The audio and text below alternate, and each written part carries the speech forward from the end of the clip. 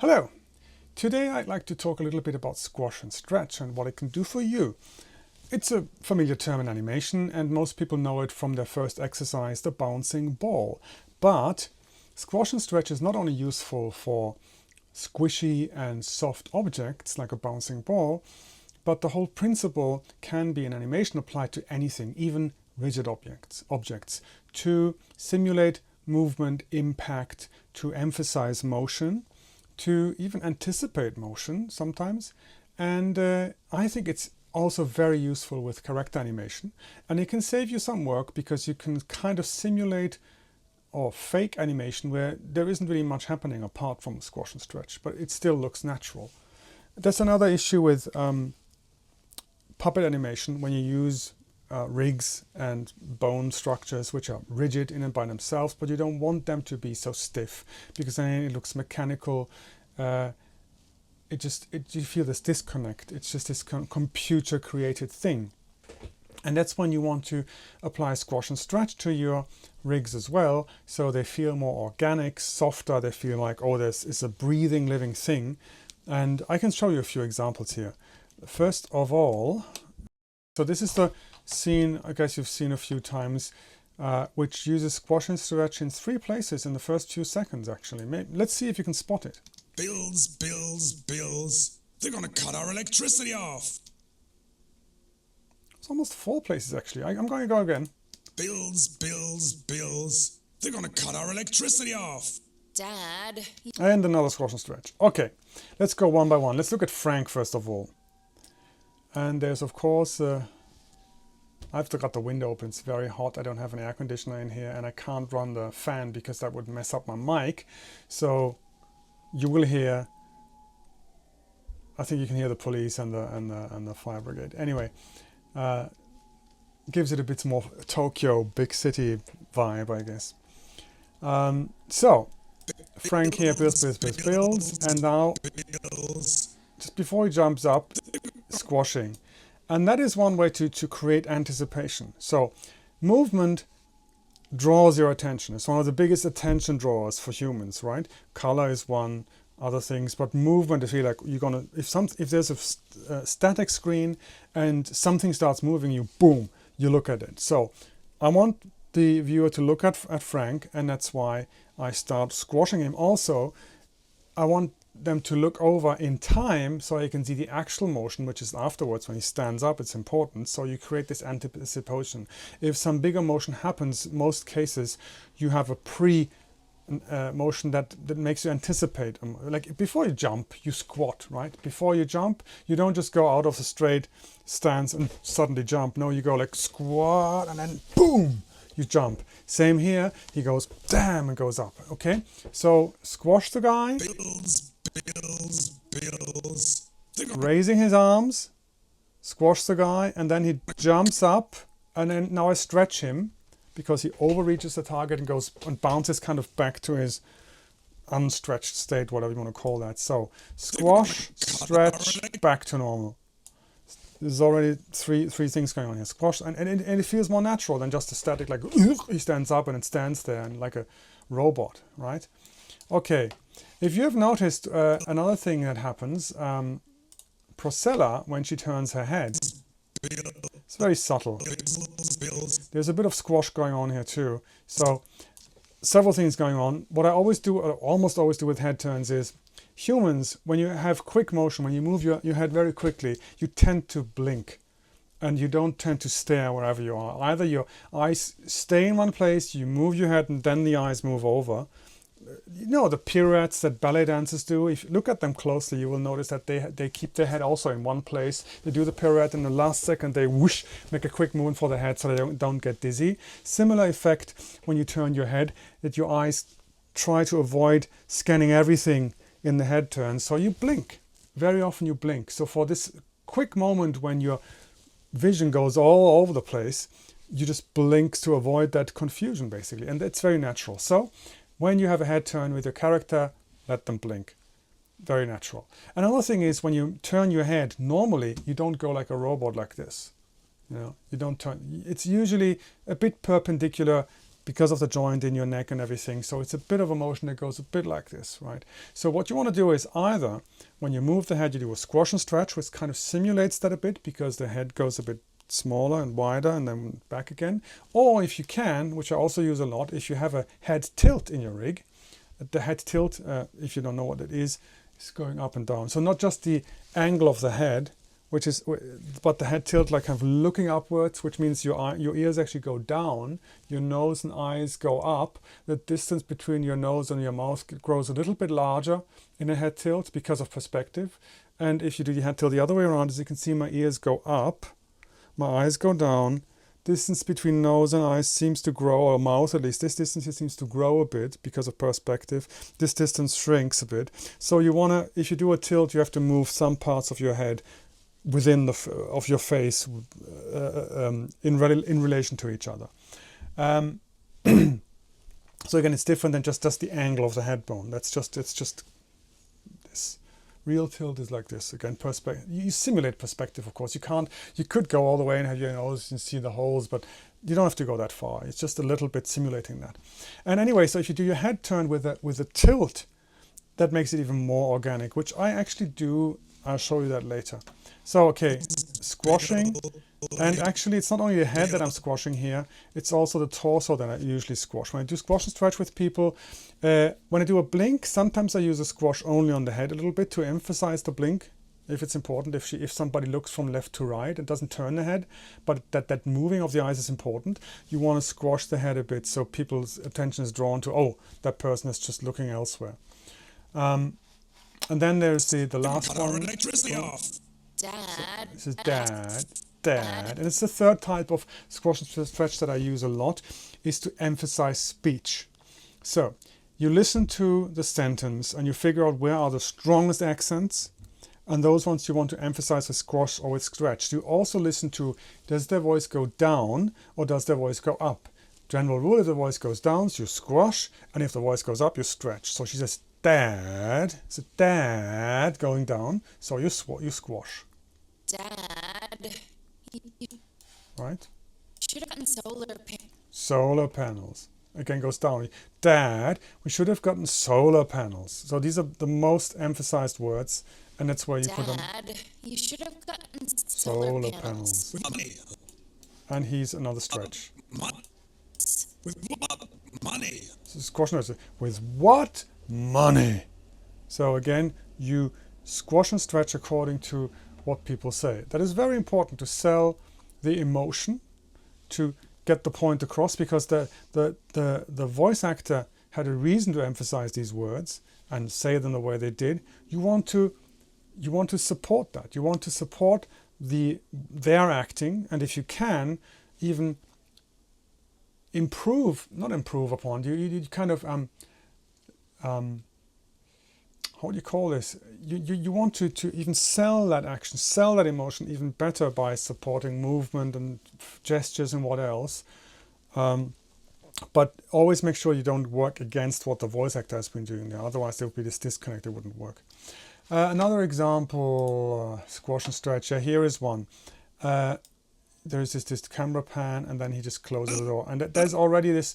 So Frank, if you look at Frank, where's the rig? Frank is closing the door and there's a body turn. And he changes step here, okay?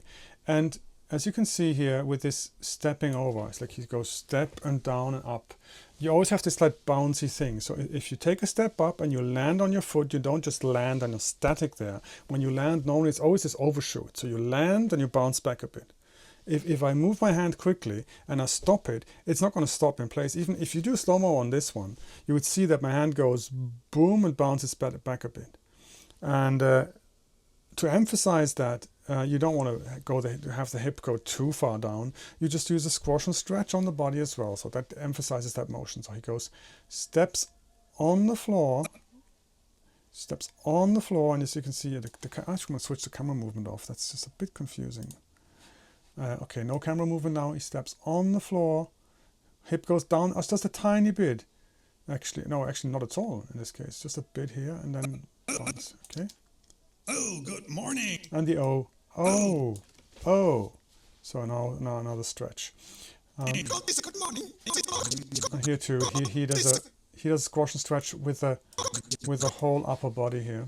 Humbug, he's really angry, and so there is this stretching of the whole body along with the spine here. If I go to this bone, you can see this one. Oh, it's not even. Oh, actually, I'm not. See, I thought it was stretched, but squashing here, I'm pretty sure. No, not either. Yeah, here, this one's squashed. So there's some squashing going on. Of course, the head is squashed, as you can see. And then bouncing back, the overshoot kind of, right? This a good morning. This a good morning. There's another scene where I deliberately don't use squash and stretch. And let me show you that one. So here she's talking. I don't have audio here. Bear with me. So again, I use squash and stretch on her head to emphasize certain syllables. And as you can see, Humbug is turning his head, but it's no squash and stretch because he's not important. He needs to follow the conversation. Of course, he has to turn his head to listen to her, but it's about her. She's important. So if I put squash and stretch on a head turn, it becomes emphasized, and then you might be tempted to look at him rather than her, and you want to draw the focus to what she's saying. She's talking to her dad, and he is only a listener. So when he follows the conversation here, and even afterwards here, when he turns the head again, no squash and stretch because he is not important. It's all about the conversation between her and him. And as you can see, they're using lots of squash and stretch here. Talking about squash and stretch, if you want to actually do that, in most cases, if you have a rig and it's a upper body, it's usually just one or two layers. And so you can just take the bone. I'll go on frame 1 here. Oops, sorry. Take the bone and stretch it. And it usually works, as long as you make sure that your squash and stretch scaling here is enabled. This is quite important. Otherwise, you're not going to get much. If you don't enable that, you just get a straight shortening. So the difference between squash and stretch scaling, God, and non-squash and stretch scaling. Let's try to say that 10 times in a row.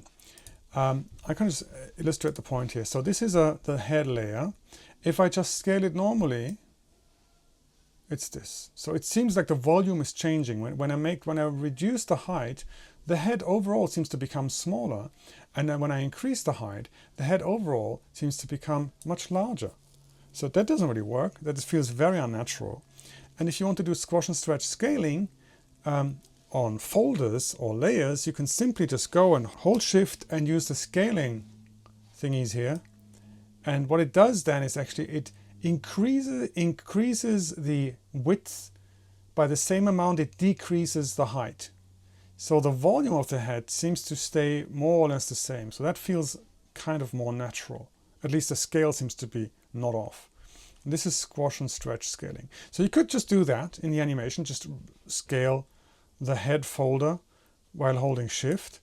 But when you animate, you're usually on the top layer here, and you want to stay on the top layer. You just want to use your widgets and handles and stuff.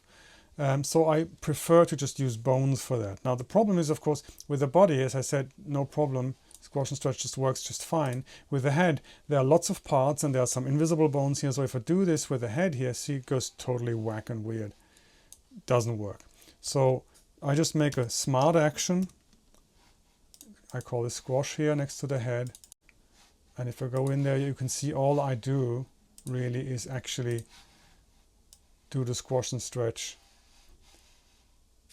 of that head folder controlled by that bone. That's all I do. It's just a shortcut. It really doesn't add anything new or anything that I couldn't do otherwise in the UI. It's just quicker for me to, if I want to quickly do a squash and stretch here, I can just flick the bone. Don't have to go into the layers and look where is this layer. And it's a shortcut. This is a rig test which I did with him. And I am Mossbeard, and this is Woodsinger. We're woodwoes, protectors of the plants. So this rig here, he is stretching and using a head tilt. And so he's turning the head, and here he's squashing and doing the head tilt, as you can see here. This is the whole thing. And this is Woodsinger. The reason why the beard here sometimes jumps around a bit weird is because I'm using, show these ones. The beard has bones in them, and they use bone dynamics, which gets a bit weird when you manually go back and forth quickly. I mean, if you just play it back, it usually works okay. And this is Woodsinger. We're woodworms. That's a bit of a bug here. So the wiggling of the beard is just for free, so to speak. I don't have to animate that. It's just I'm using bone dynamics because it's like a spring that's in the beard. And if you move your playback head quickly, it can get weird sometimes. It just starts jumping a bit weird. Just ignore that. Doesn't matter. And another thing, Squash and Stretch talking about it, you probably want to do is for your limbs, you want to use pin bones, because let me show you. If you don't have pin bones, you can move your arms, that's nice, and they just go as far as the bones go, right?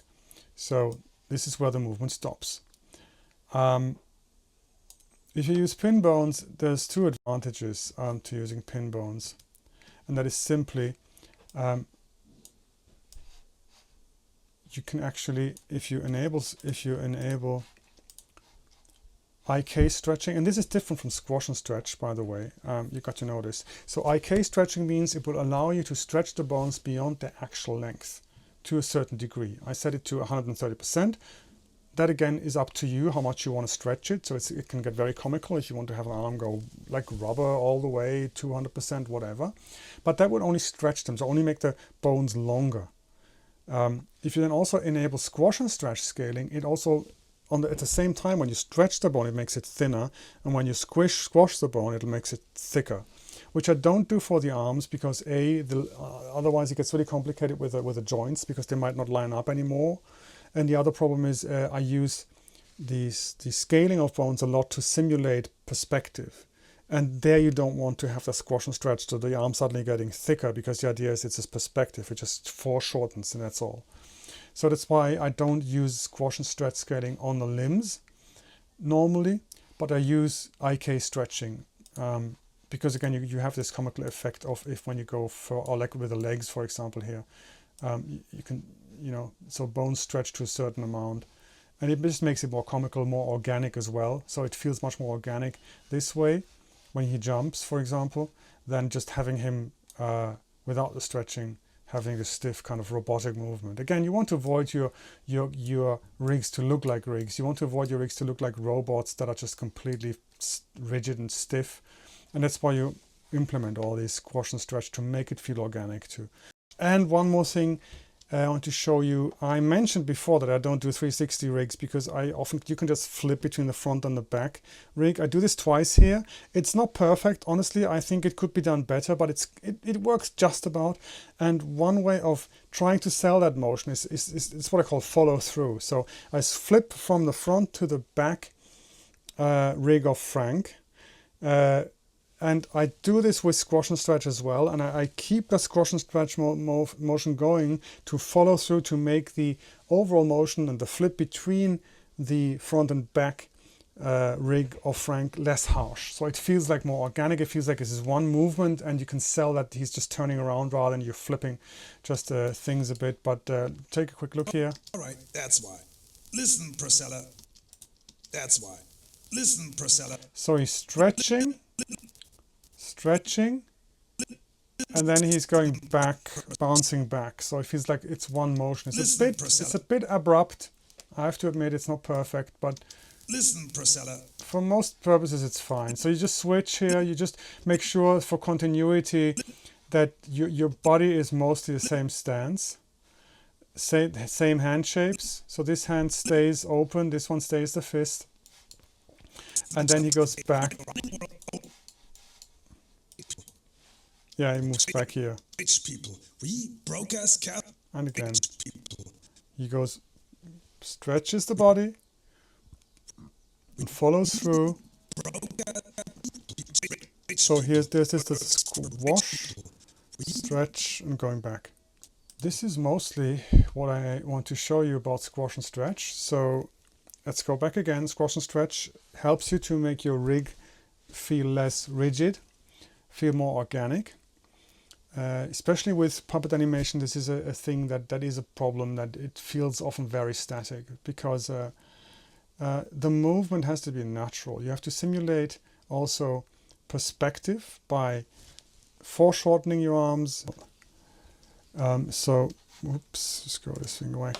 So you rarely, when you move your arm, you often move it in 3D space. So when you move your arm over, it's not this super perfect angular motion, but it's more like it goes towards the camera. So your arm has to foreshorten a bit. You can emphasize this movement by even with a whole body move a bit. You know, also draws your attention a bit away from places which might not be perfect. Head turns can use squash and stretch. Can also use tilts if you want to do that, if it's too much work for you. Squash and stretch to emphasize a head turn helps a lot. Body turns the same. Before you start an important motion like jumping, you want to create emphasis. So before that movement, you kind of do this contraction. Again, you can do a nice squash before you stretch for the jump. Also very, very important. Surprise, of course, always. You know, not only your face gets long, but you can make the whole head long and your whole body goes long. You stretch it a bit, and never forget,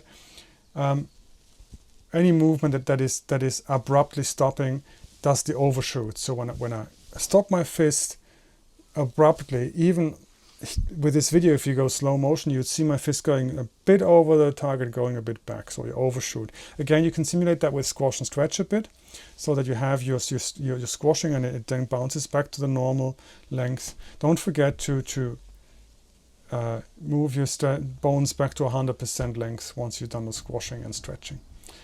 That's all I got to share for today. I hope this was helpful. See you next time. Don't forget to subscribe, click the bell, and I don't know, tell your friends about my channel. Bye.